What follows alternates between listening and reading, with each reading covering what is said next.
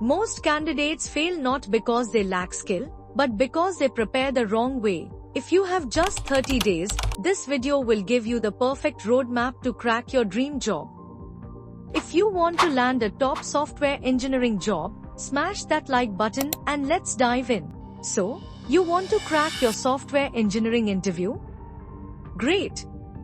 But here's the truth. Just solving random coding problems won't get you hired. If you really want to stand out, you need a step-by-step battle plan. And that's exactly what I'm giving you today. We'll cover everything, from getting shortlisted to acing coding challenges, nailing system design, and even negotiating the best salary package. And if you're a front-end developer, don't worry, I've got a special lead code strategy just for you at the end. Still getting rejection emails from top tech companies? It's not because you're underqualified. It's because your resume isn't selling your skills the right way. Here's the truth. Your resume is your golden ticket to getting shortlisted. Once you're in, your coding skills will do the heavy lifting. But if your achievements aren't framed correctly, you're out before the game even starts. Even the most qualified engineers fail at this step. So, how do you make sure your resume lands interviews at Google, Facebook, Amazon, and more? I've broken it all down in a step-by-step guide with real examples from successful candidates. Let's dive in and make your resume impossible to ignore. Did you know that one simple test could stop your software engineering dream before it even begins? Tech companies use different interview formats to filter out weak candidates fast, and if you don't know what to expect, you could fail before you even get a real shot. From tricky quizzes to live coding assessments, I'm breaking down exactly what to expect and how to crack each stage. Let's dive in. Alright, let's start with the first major filter, the tech quiz. It's a quick, automated way for companies to weed out weak candidates fast before they even talk to an engineer. Think of it as a game of survival. If you fail, your journey ends before it even starts. These quizzes are structured with clear-cut answers and are sometimes even reviewed by non-technical recruiters or automated graders. So, what kind of questions can you expect? Let's look at a few examples. Not too bad, right? But here's the thing, quizzes are just the first hurdle. Up next is a bigger challenge, online coding assessments, where many candidates trip up. Let's break it down. If you thought quizzes were tough, welcome to the real test, the online coding assessment. This is where companies separate the best from the rest. Unlike quizzes, here you'll need to write actual code, no multiple choice lifelines. Companies use platforms like HackerRank, CodeSignal, or Codility, and if you're not prepared, you're out. You'll get an algorithm problem with well-formed input and output, and you have to write bug-free code in a timed environment. Sounds simple? Here's where most candidates fail, so how do you prepare? The best way is to train like a pro, practice on lead code, but also get comfortable with reading input from SDIN and printing to Stout, since that's where many trip up in HackerRank. Nail this, and you're one step closer to your dream job. But coding alone won't get you hired. Next up is the big one, system design interviews for mid-senior levels. Let's dive in. Alright, you've crushed the coding round, but can you design scalable systems? If you're applying for mid-senior roles, this is where the real challenge begins. System design interviews aren't about writing code.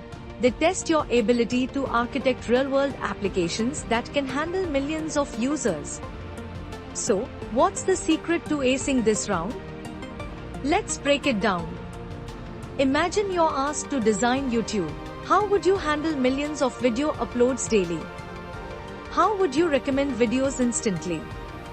If you don't know where to start, here's a simple 4-step framework to follow. Master these concepts, and you'll stand out in senior level interviews. But wait, your journey isn't over yet. Next up, the behavioral interview, where even great engineers fail. Let's break it down. You've nailed the coding rounds. You've impressed with your system design. But guess what? One bad answer in the behavioral interview, and you're out.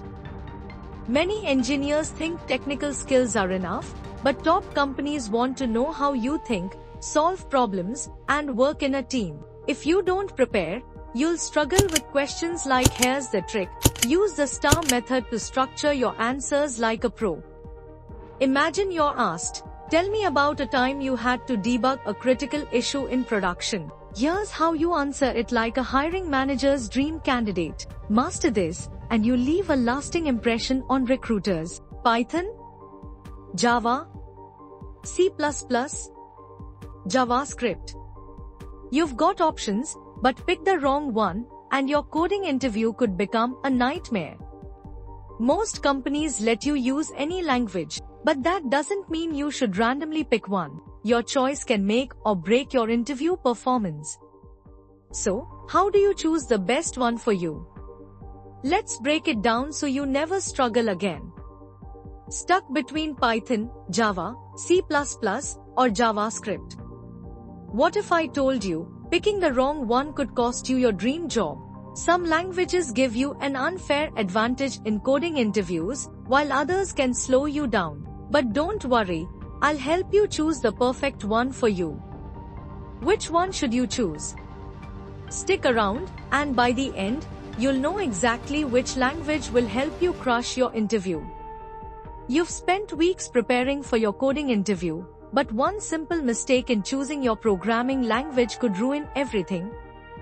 Most candidates pick a language they think interviewers want to see, instead of choosing one that actually helps them succeed. But don't worry, I've got you covered. So, which one is right for you? Stick around, because in the next few minutes, you'll know exactly how to make the best choice for your interview. You worked hard to ace your coding interview, but what if I told you that you might be leaving thousands of dollars on the table? Most people accept the first offer without realizing they have the power to negotiate. And trust me, top tech companies expect you to negotiate. Want to know the exact strategy that has helped candidates increase their salary by 20 to 50%? Stick around, and I'll show you how to negotiate like a pro.